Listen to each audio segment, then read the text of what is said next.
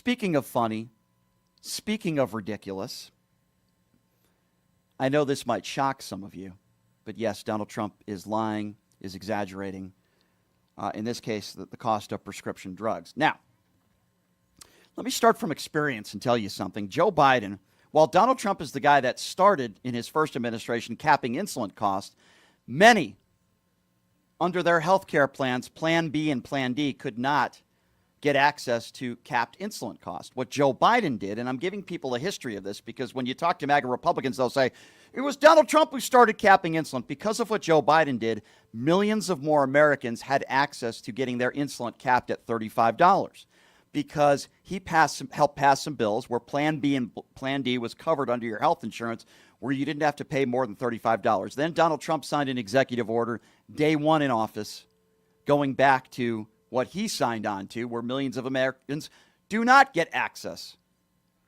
to insulin capped at $35. So that's how these MAGA Republicans will lie to you. They'll make you sound like, well, Donald Trump is the guy who started it, when it was actually Joe Biden who gave you access to millions of more people access to insulin capped. And now Donald Trump has the gall to lie to all of us and tell us that because of what he's doing, he's cut drug prices up to 1,500%.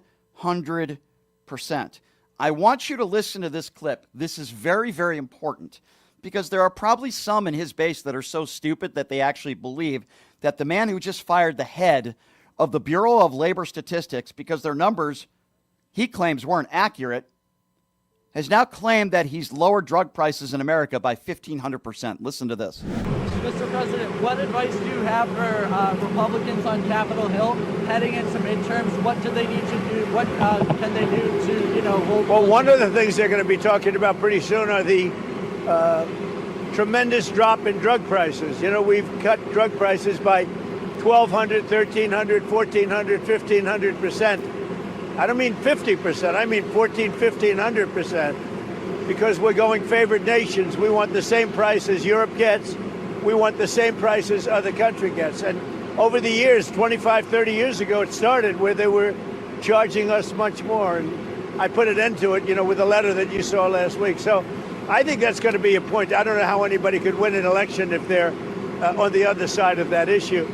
So we'll be dropping drug prices. It'll start over the next 2 to 3 months by 1,200, 1,300, and even 1,400% and 500%, but not just 50% or 25%, which normally would be a lot, because the rest of the world pays much less for the identical drug, and we're going to be paying the same thing. We're going to have a favored nations. We will pay as low as the lowest nation in the world. I have a question for any of you. I'm sure some of you had to pick up some prescription drugs over the course of the last few months. Are you paying 1,500% less? Could we get some answers there on the chat? Is anybody paying 1,500% less? I guess that would mean the drug manufacturers need to be paying us. Anybody out there? Hello? Crickets? This, and he also repeatedly claims that gas is $1.95. I was paying like $3.87 a gallon over the weekend. He claims that gas has gone down to $1.95. But, let's just break this down, ladies and gentlemen. It just goes to show you how stupid Trump thinks some of his American supporters are, or supporters in general. Maybe they are. I don't know. I mean, this guy did get elected a couple times, so maybe they are this stupid. I don't know. Who could blame him for arriving at that, conclusion? He actually thinks that his supporters actually believe that he's lowered the cost of prescription drugs as high as 1,500%. And that gas around the country is down to $1.95. I mean, it really is unbelievable that people actually still believe anything that this guy says. It is absurd.